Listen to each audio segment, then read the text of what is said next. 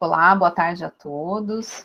Então, hoje estamos em mais uma aula aqui da nossa disciplina Tópicos Especiais em Química 2. Vamos dar continuidade, então, à presença aí de convidados, né, para discussões de questões nem sempre presente aí nos cursos de formação de professoras e professores, né? Geralmente são questões negligenciadas aí, como a luta de racista, preconceito de classe, entre outras, né? E falando em formação de professoras e professores, né, nós temos hoje a grata satisfação de receber a professora Suzane Cassiani, da Universidade Federal de Santa Catarina. A professora Suzane, atualmente é professora titular, né, na Universidade Federal de Santa Catarina, e ela faz parte do programa de pós-graduação em Educação Científica e Tecnológica na mesma faculdade. E eu não poderia deixar de falar que a professora Suzane, então, ela fez licenciatura em Biologia, formada, né, fez licenciatura em Ciências Biológicas, e fez mestrado e doutorado em Educação na Unicamp com a querida professora Zezinha. Então, não poderia deixar de falar que a professora Suzane foi aluna da professora Zezinha, né, uma pessoa tão querida na área de ensino de ciências, tão competente, tão querida, né, então tinha que ficar registrada. A professora Suzane, ela já fez parte também de projetos internacionais, achei bem interessante, com o Timor-Leste, continua, né, professora, aí com um projeto internacional com a Universidade Nacional de Timor-Loroçai.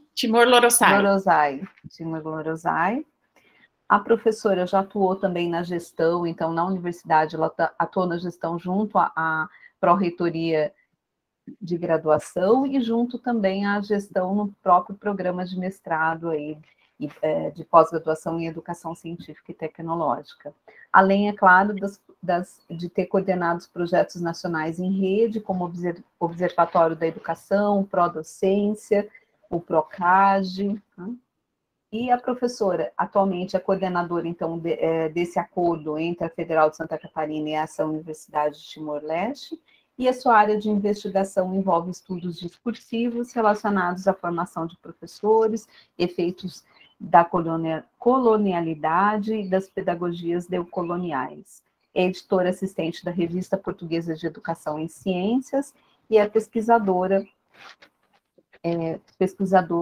bolsista de produtividade em pesquisa do CNPq. Então, agradecemos muito, professora Suzane, por estar aqui conosco, por estar participando aqui conosco da nossa disciplina. Muito obrigada por ter aceito o nosso convite. Então, passo a palavra para você. Tá. Obrigada, Gláucia, obrigada, Rosibele, pelo convite, né? A Kênia também, que fez o contato. É um prazer estar aqui conversando com vocês, uma honra para mim estar podendo falar com o pessoal da graduação, né, das licenciaturas de Biologia, de Química e de Ciências Agrárias, né? Eu fiquei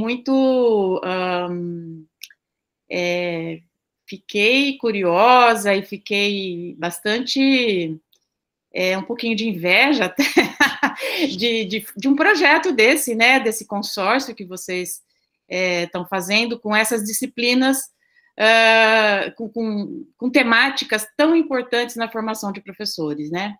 Então, gostei muito de vir aqui e vou compartilhar um pouco das minhas experiências, das minhas pesquisas, das ideias do nosso grupo, né? Então, muito, muito bom.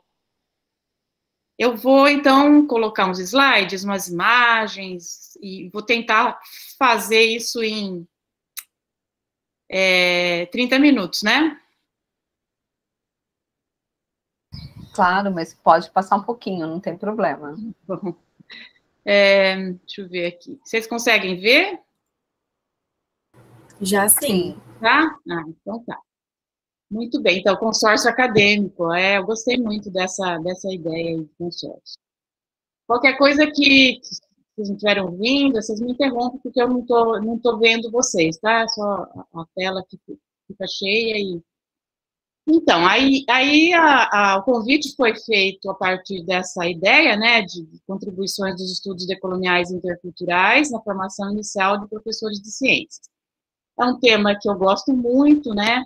A gente tem trabalhado bastante com essa questão dos estudos decoloniais e interculturais, né? Tanto na formação inicial de professores, quanto no chão da sala de aula também, e em outros espaços, como espaços de museus, divulgação científica, porque os estudos decoloniais, eles nos fazem repensar muitas coisas, né?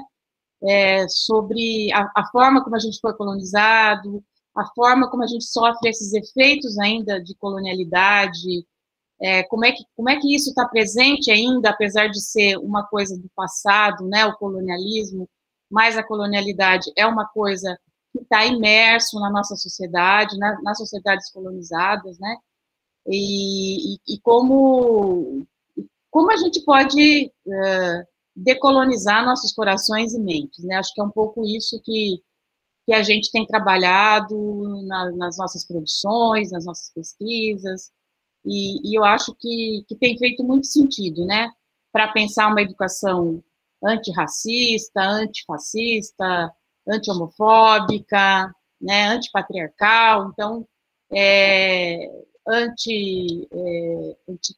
enfim, questões que vão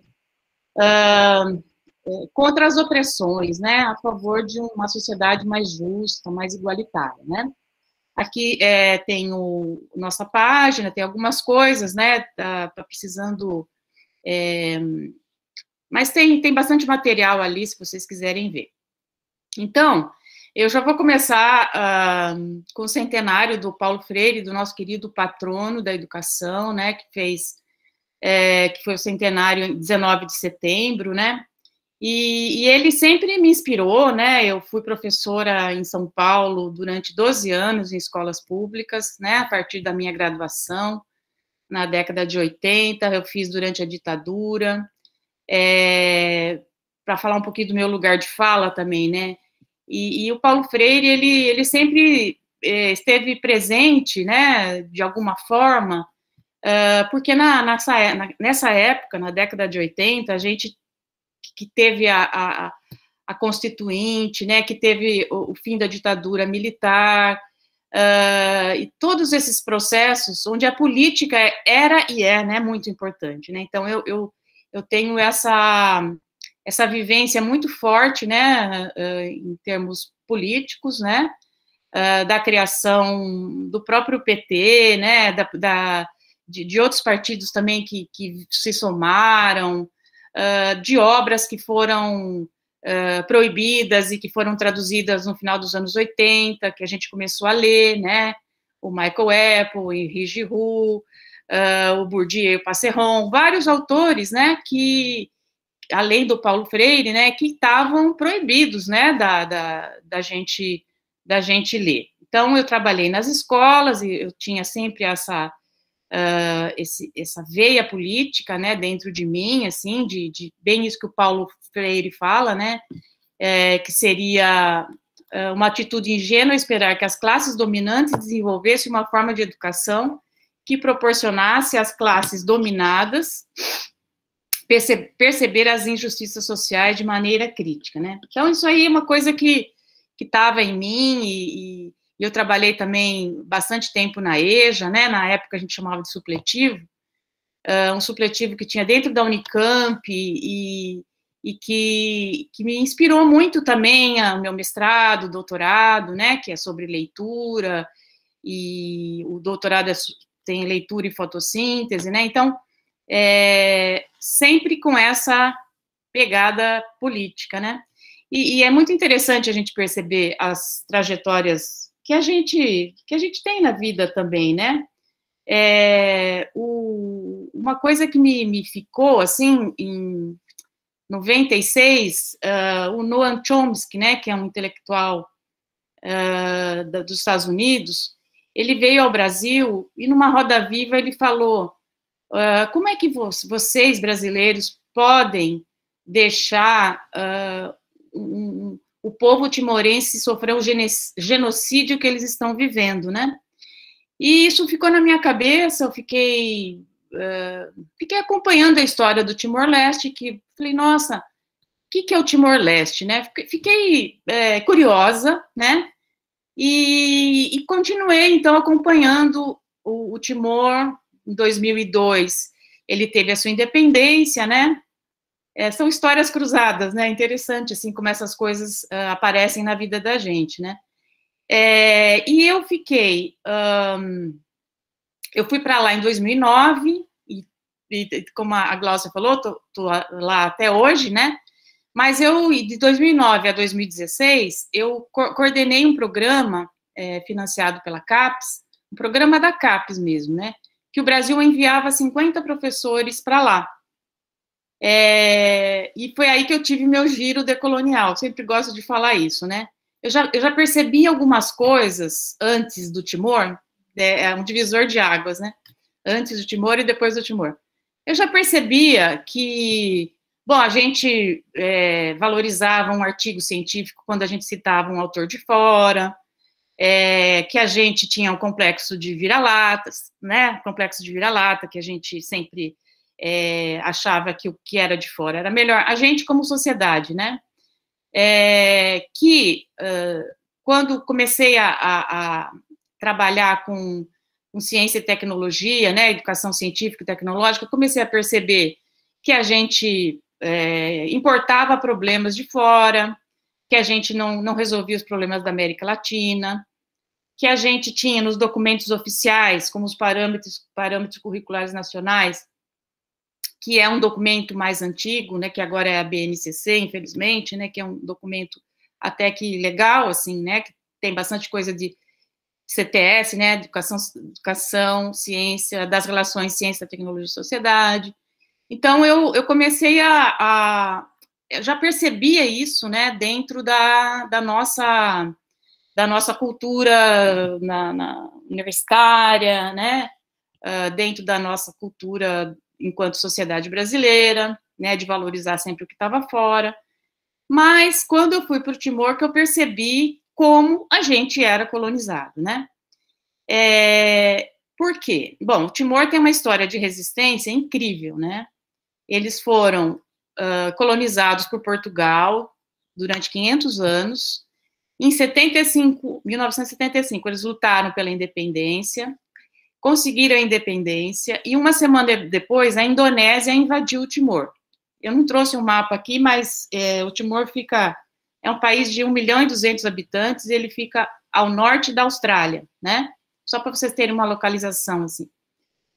É um país super pequeno, mas a história de resistência deles é incrível, porque eles expulsaram os portugueses em 75, depois eles expulsaram os japoneses durante a guerra, 45, né, antes dos portugueses, e depois eles expulsaram a Indonésia em 2002, em 99 teve uma intervenção da ONU. Então, é uma história, assim, de muita luta, de muita briga, de muita resistência, teve luta armada, né, eles subiram nas montanhas, eles se organizaram, eles começaram a alfabetizar as pessoas com o método Paulo Freire, né, em 75, isso.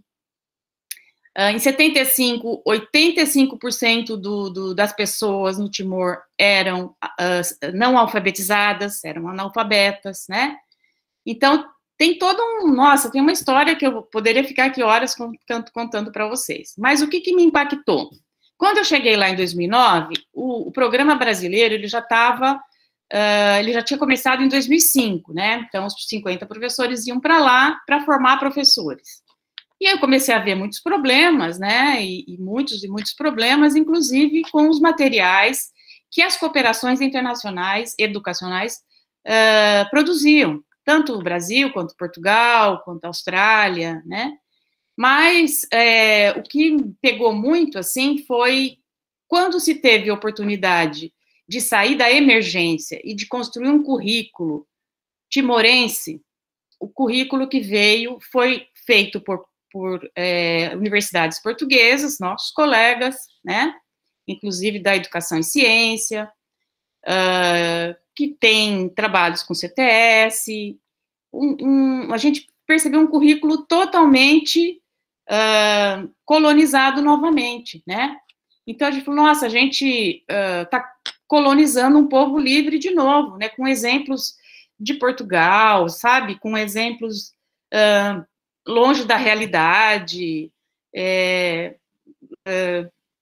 laboratórios de ciências, aquela coisa da ideia de laboratório, né, sendo que eles fazem uma destilação de palmeira bem rústica, que daria para estar dialogando.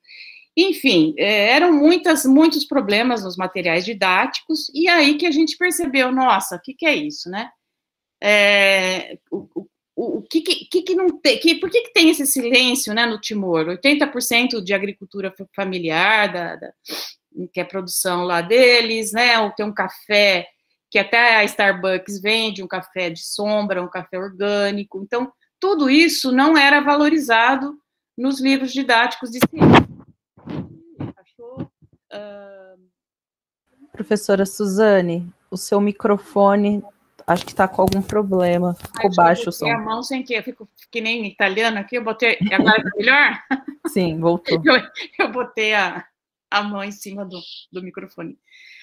Então, será que perdeu muita coisa? Mas, assim, só para falar para vocês que essa transnacionalização de educação, né, são efeitos da globalização também, que a gente tem também, né, e Timor também tinha, mas lá era muito evidente, né, então foi aí que foi o meu giro decolonial que me fez trazer pensar em algumas coisas e pensar junto com o meu grupo, e eu vou trazer agora para vocês, né. Então, esse senhor, né, ele não está o nome dele aqui, ele Delfino, né, é uma capa da Veja, de 83, para os biólogos aí, não é um biólogo segurando um lagartinho, era uma capa que trazia a necessidade das pessoas comerem esses bichos, né, porque não tinha comida, né, então, a gente começa, então, o que aconteceu com o Brasil nesses anos todos, né, de 83 até agora, né, e aí eu trago algumas perguntas, assim, qual conhecimento científico é suficiente para a superação de questões tão marcantes no mundo contemporâneo, como a fome, o racismo ou a desigualdade social? Como nós, professores de ciências, ou futuros professores de ciências, como vocês, podemos lutar contra isso tudo, sem ficar apenas na posição de observador, né? O que a gente pode fazer, né? Isso que nos incomodava e isso que a gente começou a pensar, né? A gente ia ensinar no estágio, eu dei aula muito tempo com estágios, né, de ciências, professores de ciências, estágio supervisionado. Aí o aluno pegava lá o livro didático, uma nutrição saudável, e aquilo nossa, me incomodava demais, assim, né? A fome é como se não houvesse, né? Então, a temática fome, ela não aparecia. Aí comecei a pensar, né? Por que não aparece? Será que é porque na Europa não tem fome, né? Nos Estados Unidos? Por que isso não está nos livros didáticos, né? Por que tem uma alimentação saudável se muitas crianças não têm o que comer, né? Chegam na escola com fome, né? Então, e por que desse total, né, de pobres, 72,9 desses dados aí do IBGE de 2016 eram pretos e pardos, né? Então, a gente resolveu, né, resolveu começar a falar disso, né? Outro dia eu fui numa escola da Abrapec, né, a Abrapec é a Associação Brasileira de Pesquisa, Educação e Ciências, tem eventos, né, e uma pessoa apresenta uma pesquisa que ela fez, que a gente não se dá conta, é isso que eu quero trabalhar com vocês, né, essas ideias. A menina começou a apresentar a tese dela, e ela começa assim, eu fiz uma problematização com os alunos, que foi o que você comeu no café da manhã. Aí ela mostra uma foto, ela mostrou essa foto para as crianças, um banquete de café da manhã, né? E até falei para ela, nossa, você mostrou isso para as crianças, né? Ah, é uma escola que tem um IDH super baixo, não sei o quê. Eu falei, nossa, mas por que você usou isso? E é isso, né? A gente não se dá conta, às vezes, da realidade, da realidade concreta, digamos assim, que a gente vive, né?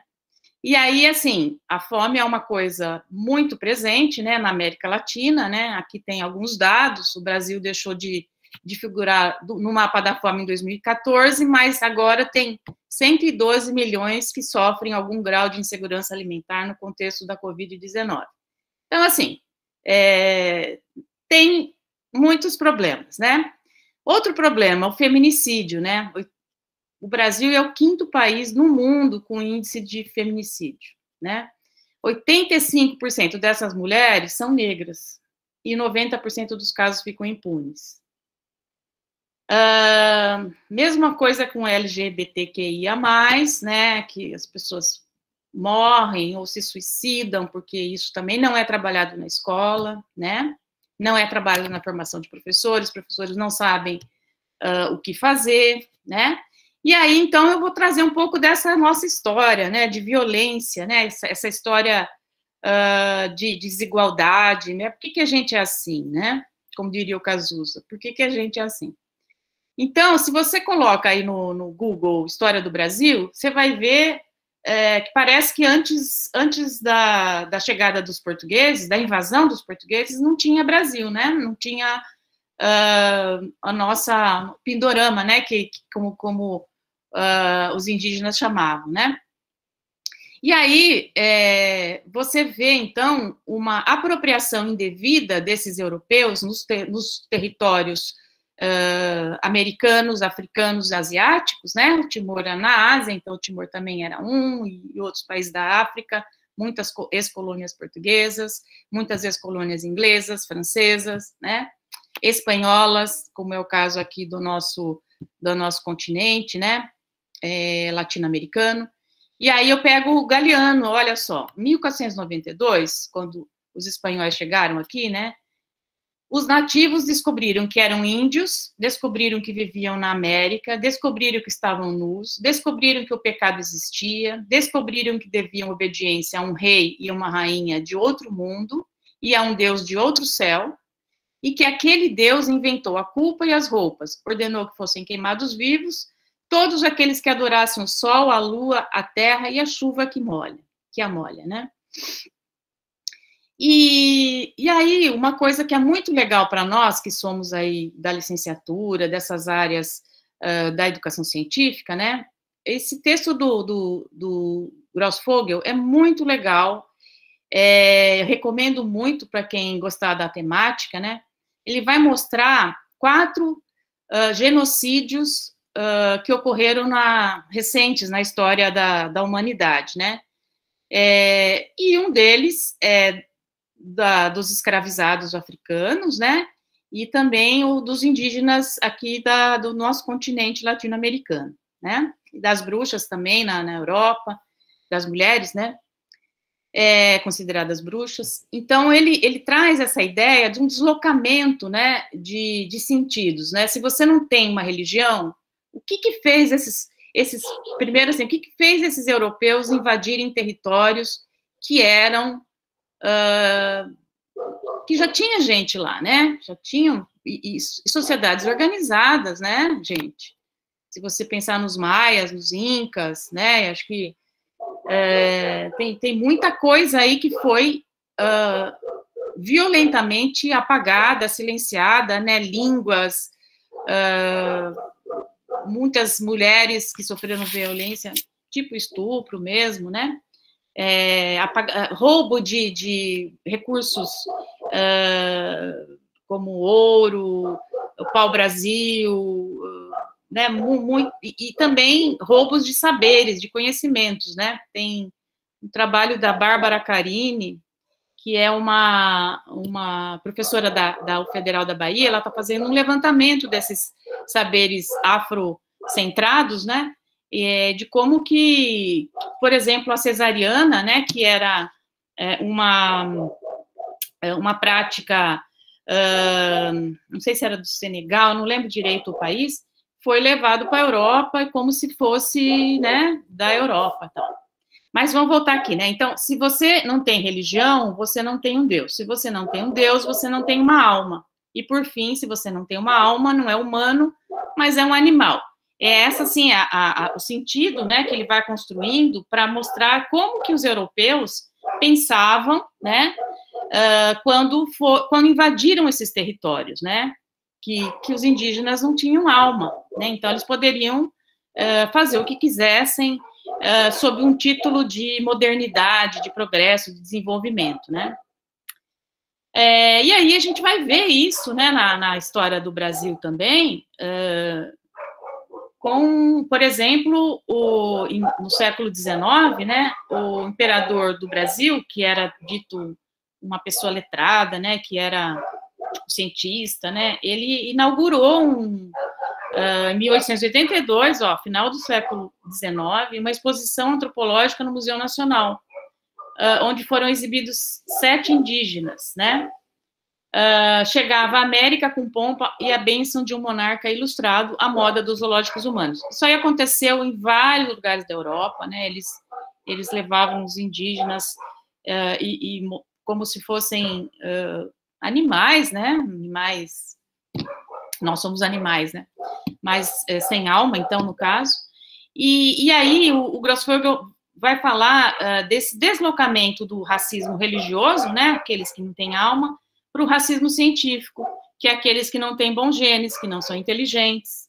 E aí eu vou mostrar para vocês isso, um pouquinho disso mais para frente, sobre como que a gente que é professor de biologia, de ciências, de química e por aí afora, como que a gente pode trabalhar com essas coisas também, né? Ou denunciando, né? Apontando esse passado, né? Que essas coisas aconteceram, e como que isso está presente hoje, e o que a gente pode fazer para a gente, sei lá, acabar com isso. Não sei se a gente consegue na nossa geração, acho que não, mas pelo menos detonar um pouco com essa branquitude, né, que nos invadiu desde a época da colonização.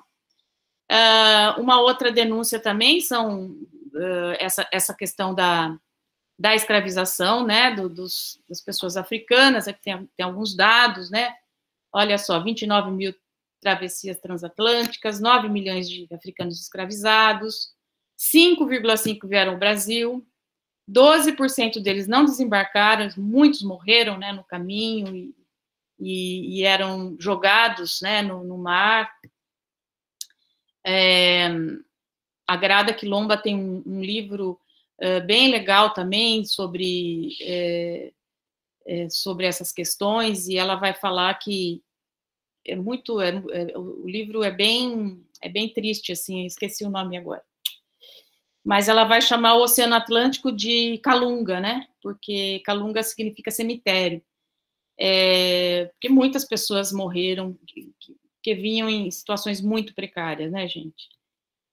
E aí, perto do fim da escravidão, 60% dessas pessoas eram crianças, já que ofereciam menor resistência. Então, a história da vinda dos africanos para cá, né, para a América Latina, a história de como eles foram libertos, sem condições, né? Então, está tudo presente hoje aqui, né?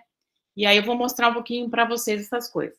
Então, assim, eu penso que entender a colonialidade, ela serve para a gente se decolonizar, para a gente se reconhecer, né, enquanto brasileiro, com seus privilégios ou não, né? Então, o Aníbal Quijano, ele vai trabalhar com a ideia de que a colonialidade é um dos elementos constitutivos e específicos do padrão mundial do poder capitalista. Baseia-se na imposição de uma classificação racial, étnica, da população mundial como a pedra angular desse padrão de poder, do tipo o patriarcado, né? 3 modos de dominação muito fortes que vão nos afetar, né? Pelo colonialismo, né? O patriarcado, né? E o capitalismo, né? A partir da vinda, então, dos portugueses, é que vai se constituir pelo colonialismo, o capitalismo e muitos pelos homens brancos que vieram, então, o patriarcado, né? Ele vai falar também, eles, os autores, né, de 4 dimensões de colonialidade, né? Da colonialidade do saber, que é uma perspectiva hegemônica do conhecimento, de como se o conhecimento europeu, eurocentrado, né, fosse mais importante do que os outros conhecimentos, tanto dos indígenas quanto dos nativos em geral, né, e inclusive dentro das universidades, né, que a gente vai consumindo cânones europeus e silenciando muitos conhecimentos da América Latina e dos outros continentes colonizados, né? A colonialidade do poder, né, que trabalha, então, uma hierarquia racializada, como se os brancos, as pessoas brancas, essa branquitude estivesse acima, né, como mais inteligentes, mais belos. Eu vou mostrar para vocês o que dizia o Linneu, né? Dimensões de colonialidade do ser, né, que transformou os indígenas em categorias, indígenas e europeus, digamos assim, em primitivo e civilizado, né, mágico, mítico versus científico, né, em categorias binárias. Outra categoria do viver, né, que traz a ideia da colonialidade da natureza, né, onde se desumaniza o ser, nega e destrói sua coletividade, né? Vocês percebem que muitos povos originários, eles não têm essa separação que a ciência construiu, né? De humano e objeto, né? Não tem essa separação. O Krenak tem falado muito disso, tem nos ensinado muito, né? O Ailton Krenak, do que a gente fez com a Terra, né? Ele reflete muito sobre a Covid, sobre a poluição, e vai muito por aí, assim, essa ideia de como a gente pode aprender, né, com os povos originários sobre teorias do bem viver, né, dessa convivência, dessa possibilidade de troca, né, com nós somos, fazemos parte da natureza e tal. Então, e aí, assim, eu trouxe alguns exemplos, né, como somos afetados pela colonialidade. Então, a gente percebe na educação, nos livros didáticos, no currículo das nossas universidades, na formação de professores, na economia, na política, no direito, né, nas estátuas que estão nas nossas voltas, né, e eu vou mostrar alguns exemplos para vocês. Essa daí é do Robert Milligan, né, que foi removida da parte externa do museu da região das Docas de Londres, né? Londres está tendo um movimento grande sobre esse repensar. É um movimento mundial, né, gente? É um movimento que está presente em vários países, inclusive na Europa, né?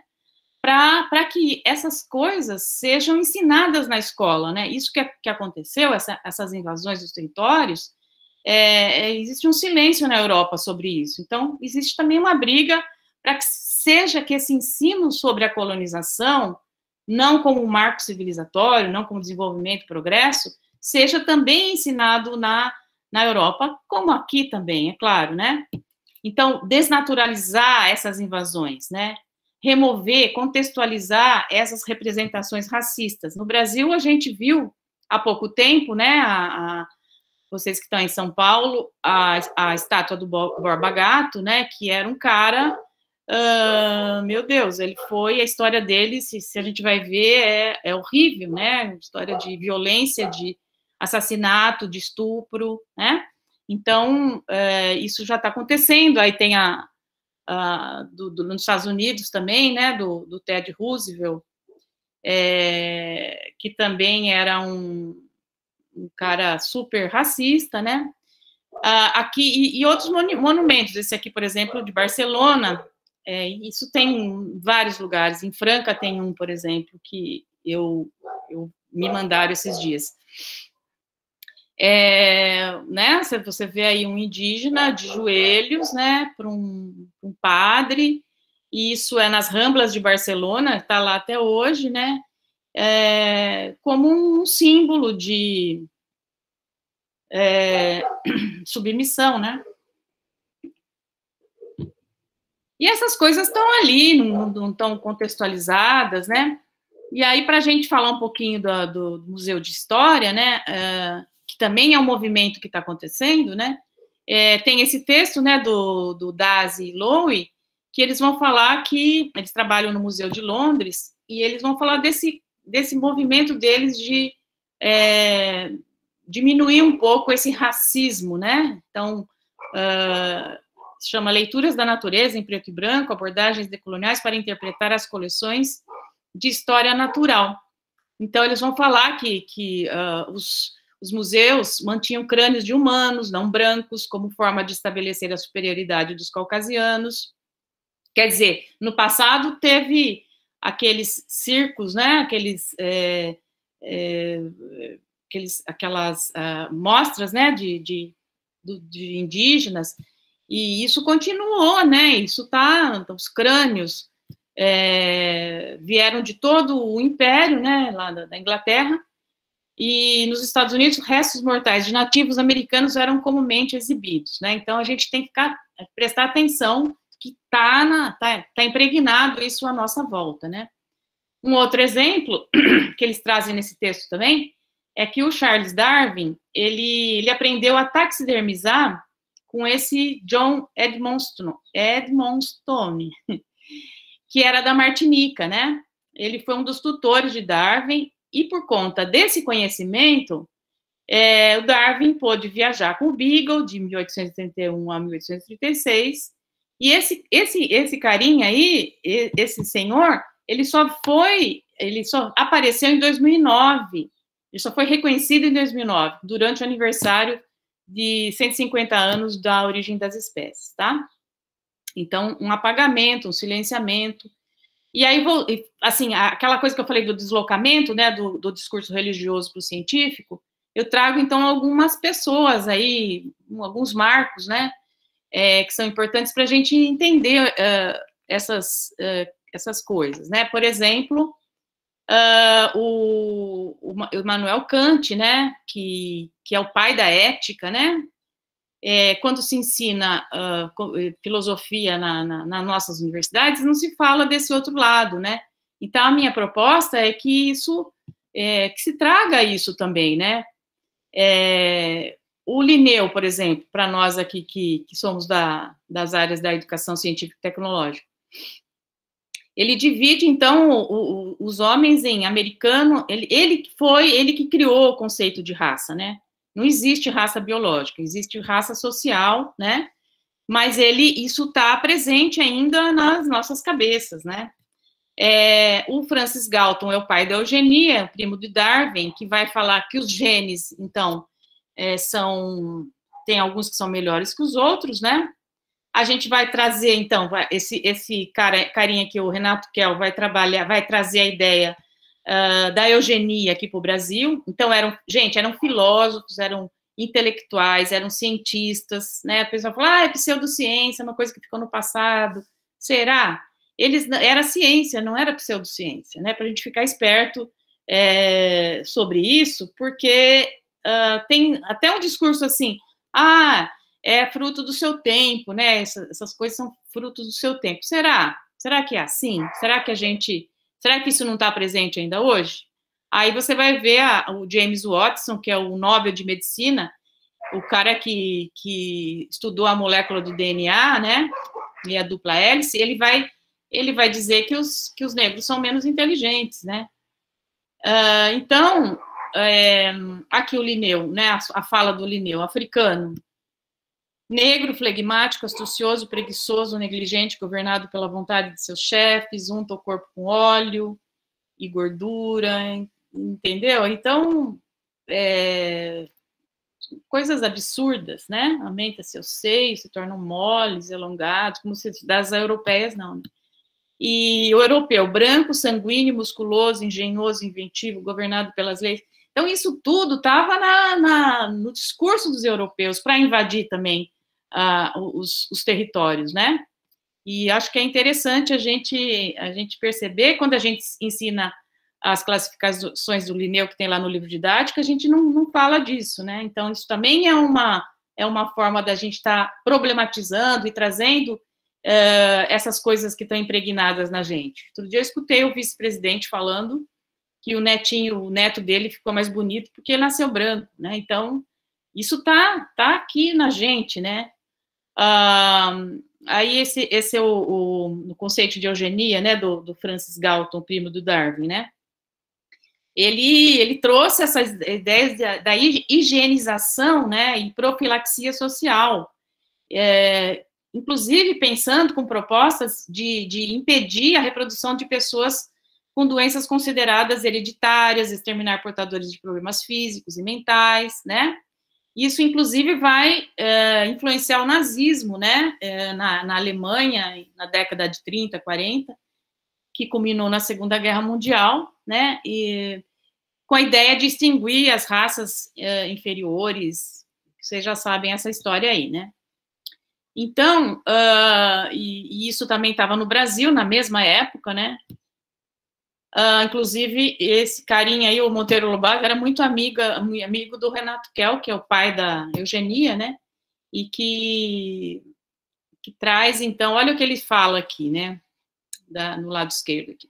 O Brasil, filho de pais inferiores, destituídos, vou terminando aqui, desses caracteres fortíssimos que imprimem um cunho inconfundível em certos indivíduos, como acontece com o alemão, com o inglês, cresceu tristemente, dando como resultado um tipo imprestável, está falando do brasileiro, né? Incapaz de continuar a se desenvolver sem o concurso vivificador do sangue de alguma raça original, desses que possuem caracteres inconfundíveis. Então, ele estava, isso foi em 1903, né, bem nessa época da eugenia e quando vem para o Brasil, né? Bom, aqui, olha, 2/9/2021, em Timbó, aqui em Santa Catarina. Polícia encontra a fábrica de artefatos nazistas em Santa Catarina. Vocês veem que aqui, o Sul é bem complicado, né? Porque tem bastante... eles acham que eles são europeus, né? Não estou falando de todo mundo, tem bastante... uma negritude bem combativa também, mas a branquitude bem impera aqui, né? Como se fosse um privilégio ser branco e enaltecendo muitas vezes o nazismo, Hitler, né? Difícil. Bom, então, o pensamento, vou pular essa coisa aqui que fala, já falei um pouquinho disso, né? De como a ciência meio que construiu, né, toda essa questão do racismo, do patriarcado também, silenciando as mulheres, né, enfim. E aí eu penso assim que o pensamento decolonial subverte a narrativa. Eles nos traz insights para pensar transformações sobre o capitalismo, né, e questionando o mito da modernidade, criticando a colonização, progresso e desenvolvimento. Ele escancara as formas subjetivas do poder, porque é uma subjetividade que está, né? Essa violência epistemológica, né, de que o conhecimento científico ele é mais importante que outros conhecimentos, né? Eu não estou relativizando aqui, eu estou politizando, né? E tentando trazer outros elementos aqui para a gente pensar, né? Ele traz a pureza racial, né? A colonialidade, a ideia de pureza racial, a construção do capitalismo, do patriarcado, do racismo, da homofobia, entre outras coisas. Então, a ideia é pensar em outros olhares, novos olhares, né? Aí tem essa imagem aí, né? De um mapa que não está de ponta cabeça, porque a gente não está de ponta cabeça, né? Tudo isso é muito relativo, né? Então, mas é um olhar a partir do sul global, não é um sul geográfico, é um sul dos países que foram colonizados, né? E trago também algumas lentes, né? Por exemplo, as epistemologias do sul, que tem autores como Boaventura de Souza Santos, que vai trazer um diálogo horizontal entre conhecimentos, né, não hierarquizando um mais que o outro, a interculturalidade crítica, os estudos decoloniais, os estudos da branquitude e letramento racial, o bem viver, que eu já falei rapidinho aí do Krenak, né?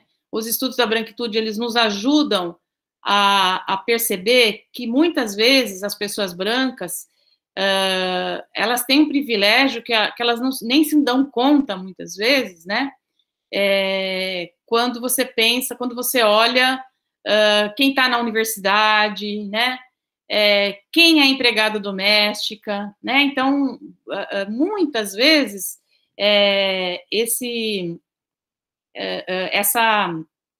os estudos das relações étnico-raciais, eles nos ajudam a perceber isso, né? E a gente enfrentar também com o racismo, né? Com uma educação antirracista, com posturas nossas antirracistas, com o letramento racial de pessoas que são nossos alunos, que são nossos futuros professores, né? Então, tenho trabalhado com isso também, com os professores. Aí tem alguns autores, né? Aníbal Quijano, Grossfogel, Edgar Lander, Boaventura, a Catherine Walsh, Henrique Dussel. Tem esse livro aqui, que foi um dos primeiros que saiu, desse grupo dos latino-americanos, de pensar, eles se juntaram para pensar epistemologias do Sul, para pensar sob lentes latino-americanas, sabe? Tentar usar outros autores que não os europeus, tentar trabalhar com os problemas locais, com as nossas epistemologias, né? Acho que é um pouco esse esforço, né? Eu trago aqui alguns autores importantes também, que trabalham contra essa violência epistemológica, essa violência de imposição de certos conhecimentos, né? Que vem lá da década de 60, 70, o Francis Fanon, que ele é da Martinica, o Abdias Nascimento, que é brasileiro, ele destaca o mito da democracia racial. Isso, na década de 70, ele já falava que o Brasil tinha racismo, que o Brasil não era uma democracia racial, porque nem todo mundo, não tinha igualdade de direitos, né? Tinha injustiça, enfim.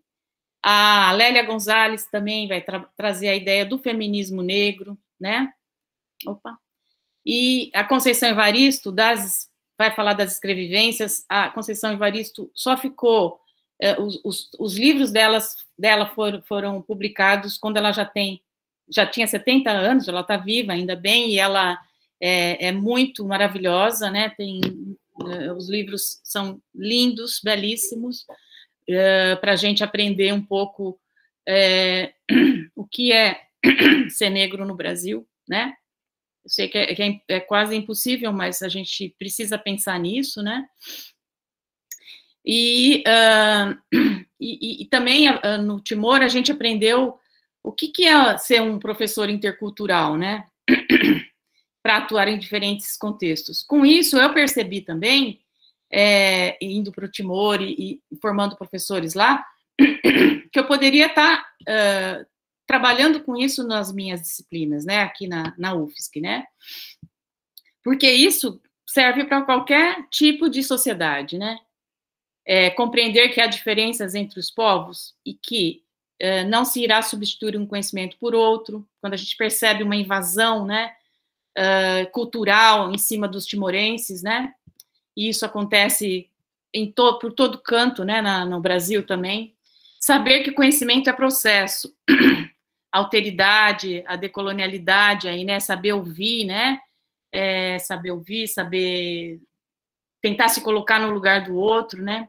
Compreender que a linguagem não é transparente. Então, o que dizer sobre isso em outra língua? Quando a gente estava ensinando no Timor uma imposição da língua portuguesa, sem eles estavam aprendendo ainda a língua portuguesa, né? Uma empáfia da gente, assim, né? Uma arrogância de, não, tem que aprender a língua portuguesa, né? Então, uma reflexão também sobre a língua, aí, o funcionamento da linguagem.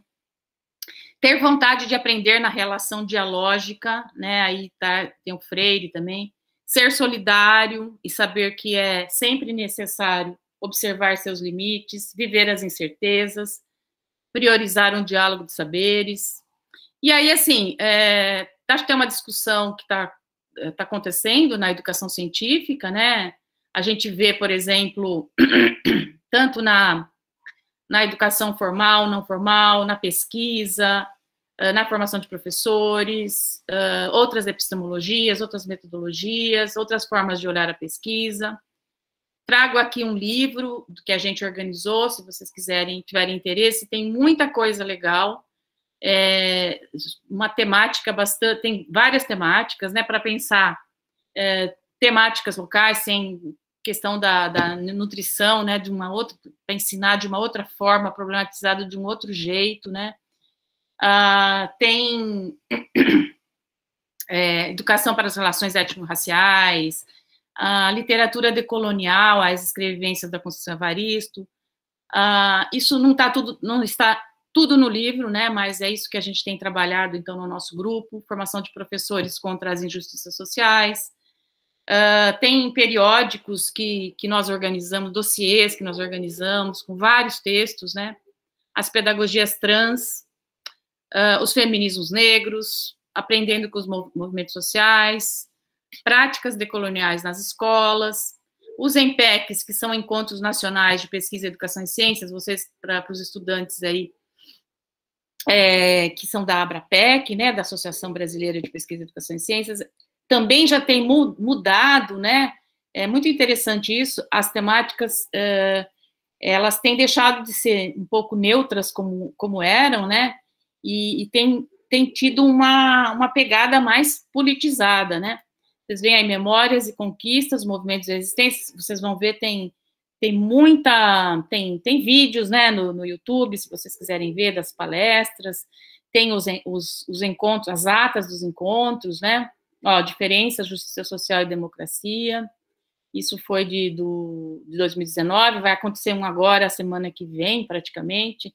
Aqui também eu trouxe vários dossiês que a gente organizou, que a gente escreveu, sobre essas temáticas. Aqui tem um livro também que a gente organizou junto, aqui com o pessoal da UFRJ, pessoal da Unirio, da UFO, sobre a decolonialidade na educação e ciências.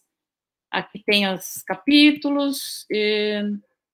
Aqui tem outro livro também, da Bárbara Carini, Decolonizando Saberes, que ela vai trazer ideia sobre a Lei 10.639, né, como trabalhar algumas questões, olha aqui, cabelo, identidade e empoderamento, quebrando com os padrões de beleza na escola. Então, ela vai trazer, ela tem outro livro também que chama A História Preta das Coisas, que é muito legal também. Então, e aí eu vou parando por aqui, mas tem um orientando meu também, tá fazendo uma pesquisa sobre práticas decoloniais na escola, porque acho que tem todo um lance epistemológico, né, da decolonialidade, mas tem muita demanda sobre que prática, quais são as práticas decoloniais que podem acontecer dentro da sala de aula, né, para a gente que está pensando aí a escola, né. Então, só para terminar mesmo, ele pega, então, essa temática, né, é possível ensinar conteúdos como da célula eucariótica em uma perspectiva antirracista? Então, o que ele vai fazer? Ele vai trazer o legado do Cheikh Anta Diop, que é um senegalês, um cientista, que fez, ele capturou melanócito das múmias, e para estudar as células eucarióticas e para discutir que as múmias do Egito, do norte do Egito, eram negras, eram pessoas negras, porque a discussão que vai ter aí pela branquitude é que as múmias eram brancas, né? eram de pessoas brancas, por isso que era desenvolvido daquele jeito, tá? Tem as pirâmides e tal. Então, ele vai trabalhar com essa temática, dentro da citologia celular, o racismo epistêmico, a ciência africana e questões da branquitude, a problematização da branquitude. O que ele pega? Olha só, ele trabalha desenhando pessoas que fazem ciência. Então, ele pede para os alunos desenharem uma pessoa científica. Isso aí foi na Colômbia, tá? Com alunos do 6º ano. 6ª série, 6º ano nosso também. E aí ele vai quebrar esse imaginário de que os cientistas... que existe uma branquitude, né? Os desenhos que vão ser feitos, depois eles vão analisar o livro didático, eles vão ver o corpo desses cientistas, geralmente são brancos, né? Geralmente homem, né? E a atividade que eles estão fazendo, eles vão analisar. Depois ele traz fragmentos do texto do Cheikh Anta Diop, que propõe métodos não invasivos para estudar a pele das múmias. Foi reconhecida a luta de seu trabalho, a dificuldade de demora para que ele fosse reconhecido, né? Aí ele vai trabalhar, aí ele vai pegar o melanócito da célula eucariótica, então ele vai trabalhar um pouco dessa coisa da biologia em si, né? Mas você vê que tem todo um contexto, né? Aí ele vai pegar, desmentindo a fake news do Egito Antigo, ele vai pegar filmes de Hollywood com as pessoas brancas que estão ali nos filmes, né? No norte do Egito. Vai trabalhar no laboratório caseiro, isso foi tudo à distância também, na época, foi ano passado, na época da Covid, vai perceber, com a maquiagem da pele, perceber a limitada disponibilidade de maquiagem para peles negras, né? Depois ele vai fazer uma palestra com outros professores e convidou os pais para falar sobre questões aí da herança africana, porque lá na Colômbia também tem afrodescendente, tem negros, né, como aqui também, e é a mesma coisa, um racismo exacerbado, né? E como encerramento da proposta, ele vai pedir para os alunos trabalharem uma história que eles imaginam que viajam no passado e encontram o Cheikh Anta Diop para ajudá-lo na pesquisa e na luta antirracista. É isso. Eu vou parando por aqui para a gente conversar um pouco mais. Deixo aqui minha homenagem a Antonieta de Barros, que é a primeira deputada negra, filha de uma mulher escravizada, aqui de Santa Catarina, aqui de Florianópolis, que criou o Dia do Professor, dia 15 de outubro, e que é totalmente invisibilizada, graças a alguns anos, uns 5 anos para cá, ela tá ressurgindo, digamos assim. É isso, gente. Obrigada.